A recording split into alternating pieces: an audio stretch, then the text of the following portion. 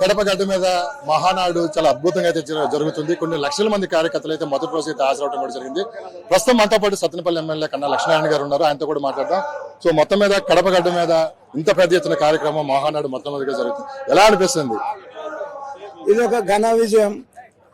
2024 party విజయం సాధించిన తర్వాత ఒక రాక్షస ప్రభుత్వానికి వ్యతిరేకంగా ప్రజాస్వామ్య పాలన జరుగుతూ ప్రజాస్వామ్య పాలనలో మరి రాబోయే 4 సంవత్సరాలు దశ దిశ సంక్షేమం అభివృద్ధి రెండు కళ్ళుగా ముందుకు తీసుకొని వెళ్ళేటువంటి నిర్ణయాలు ఇక్కడ తీసుకొని చర్చిస్తూ ప్రతి విషయంలో కూడా సంక్షేమంలో పెద్దపీట వేస్తూ మరి ఈ ప్రభుత్వాన్ని ముందుకు తీసుకొని వెళ్ళాలనేటువంటి దాంట్లో భాగంగా ఈ మహానాడు ఒక దిశ నిర్దేశిస్తుందని చెప్పేసి నేను భావిస్తున్నాను. సో కన్నా లక్ష్మీనారాయణ లాంటి పెద్ద నాయకులు కూడా గత ప్రభుత్వం తీవ్రమైన ఇబ్బందులు పడ్డారు.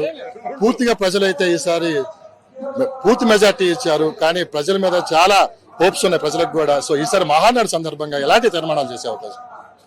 చెప్పారు కదా, ఇప్పుడు 6 శాసనాలు చేశారు కదా.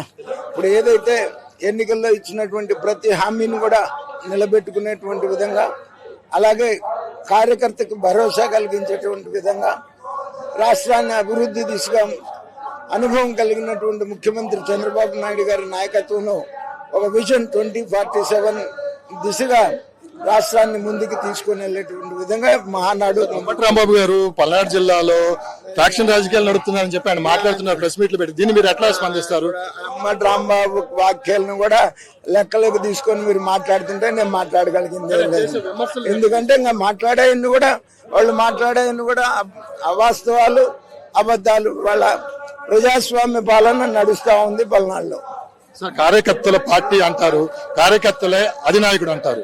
ఈ రోజు కడప గడ్డ మీద దాదాపు కొన్ని లక్షల మంది కార్యకర్తలు ఒక పండుగ వాతావరణం చేసుకుంటున్నారు. గతంలో కన్నా ఈసారి అద్భుతంగా జరుగుతుందని చెప్పి నాయకులు కూడా చెప్తున్నారు. ఇంత పెద్ద వాతావరణం చూస్తుంటే ఏమనిపిస్తుంది? నేను ఇందాక నుంచి చెప్తుంది అదే, ఇదొక గొప్ప ప్రజాస్వామ్య పాలన అనేటువంటి విషయంతో ప్రజలకి ముందు ఒక భరోసా కలిగించినటువంటి పరిస్థితి, ఒక భయం గుప్పెట్లో నుంచి భరోసా దిశగా ఈ పాలన నడుస్తా ఉంది.